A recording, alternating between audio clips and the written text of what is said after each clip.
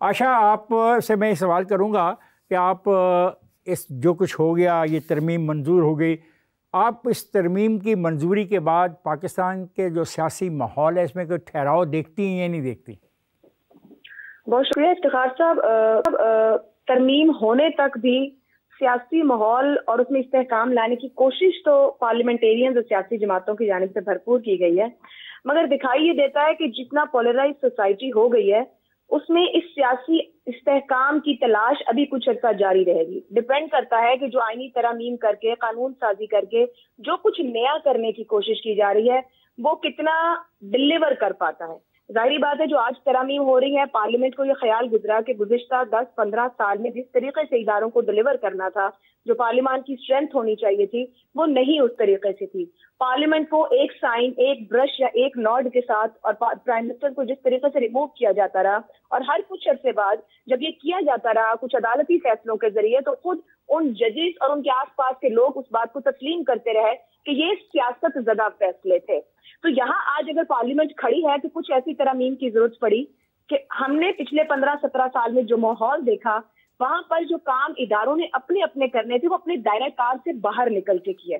तो वो जो हमें एक हमारे जो फैसले नजर आए, खास तौर पे पार्लियामान के मामले को लेकर, अदालती फैसलों ने पार्लियामान को मजबूर किया कि सबको एक एक दो कदम पीछे हटकर अपने दायरे में जाकर काम करने की जरूरत है। कभी पार्लियामान मजबूर हुई थी 19वीं तरमीम के लिए, क्योंकि कहा गया कि इसके बगैर आपकी 18वीं भी मसले में पड़ जाएगी, मगर 19वीं तरमीम ने क्या डिलीवर किया?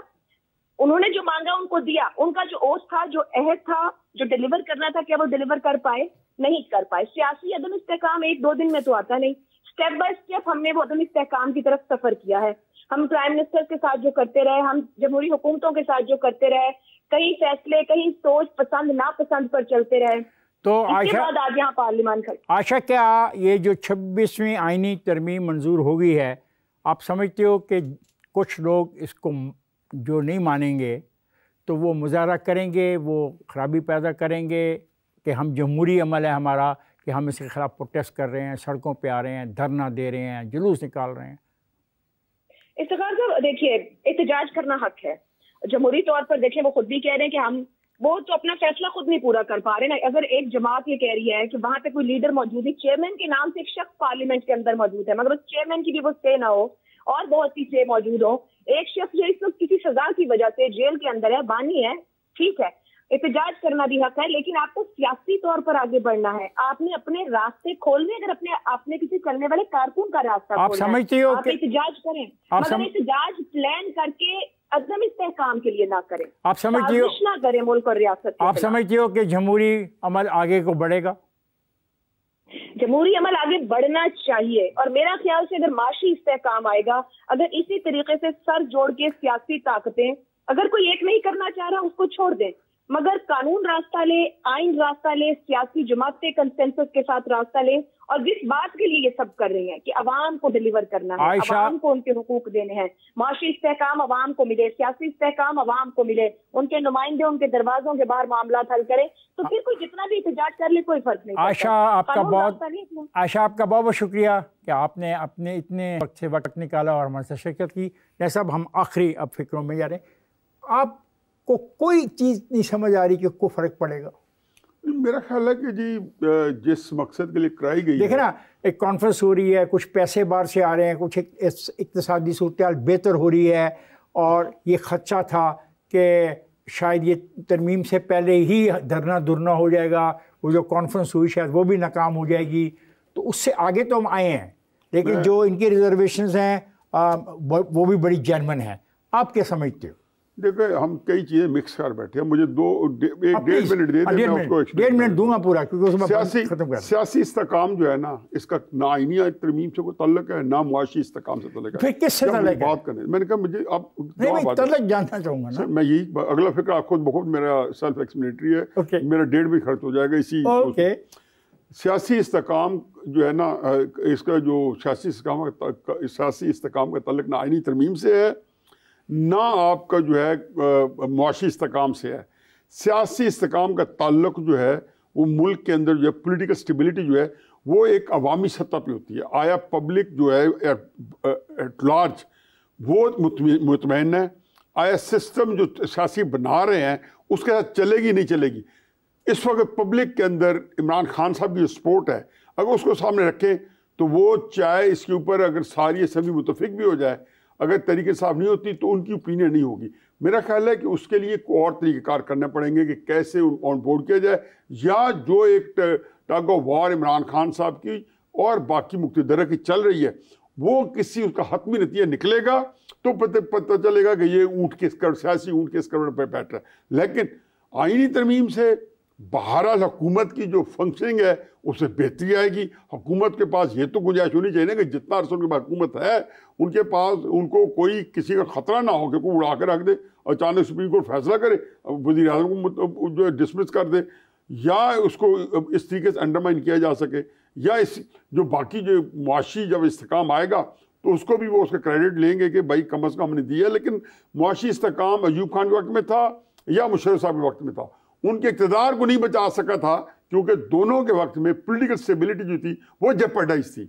सर आइए मैं आखिरी हिस्से में 25 को क्यों फ़र्ज़ करें 25 को कुछ पटिशनें पेंडिंग पड़ी हैं, उन पेंडिंग पटिशनों का फैसला इस नोयत का होता है कि ये सारा का सारा सिस्टम ही लपेट दिया जाए, तो फिर आप क्या सोचते हैं कि क्या होगा?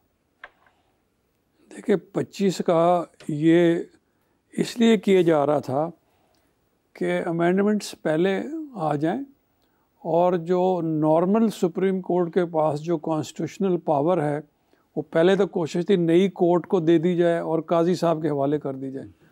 उसमें तो गवर्नमेंट कामयाब नहीं हो सकी। अब उन्होंने एज ए सेकंड अल्टरनेटिव ये देखा, प्लान बी जिसको वो कह रहे थे कि विदिन सुप्रीम कोर्ट ही बेंच की शक्ल में सुप्रीम कोर्ट बना दी जाए। इसीलिए अब इसमें ये इजहार नहीं होता कि बेंच जो बनेगा सुप्रीम कोर्ट का वो 191A के तहत बनेगा, उसमें ये नहीं लगता नहीं है कि उसका एडमिनिस्ट्रेटिव 25 तारीख की बात आप बार बार कर रहे थे और मैंने कहा जो खदशा है वो भी मैंने आपसे डिस्कस कर लिया। आपने सुना नहीं ना मेरी बात।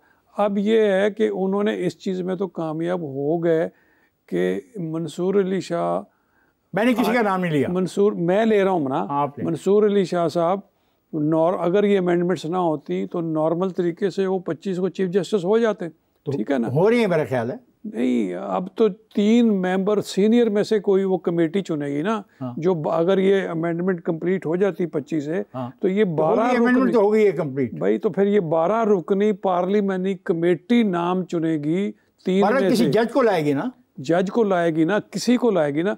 पहले तो जज तो जज ही होता है ना। नहीं भाई, पहले जज में फ़र्क होता है। अच्छा, काजी साहब भी जज हैं, मंसूर अली शाह भी फ़र्क है, इफ्तिखार चौधरी भी जज है। आखिरी बात तो उसमें अब ये, लेकिन मेरी ये बात मैं कहना चाहता हूँ आपको, और नियाजी साहब भी, आप दोनों गवाह हैं ना, कि ये कॉन्स्टिट्यूशनल बेसिक स्ट्रक्चर की बिना पे ये जो अमेंडमेंट्स हैं ये चैलेंज होंगी। अच्छा। और ये जो बनेगा और ये जो कॉन्स्टिट्यूशनल बेंच बनेगा ना वो भी उतना ही गालबन पेनफुल या अनसेवरी होगा टू द गवर्नमेंट। आपसे आखिरी फिक्रे एक दो बस यही मैंने इसमें यही करना है कि बिल्कुल शबर साहब ने सही फरमाया कि आपने एक आपका टारगेट था, एससीओ दरमियान में आ गया, अगर हो सकता है 11-12 को गवर्नमेंट ने प्लान किया था और बिल्कुल राइटली तरीके साहब इसको 25 तक धकेलना चाहती थी।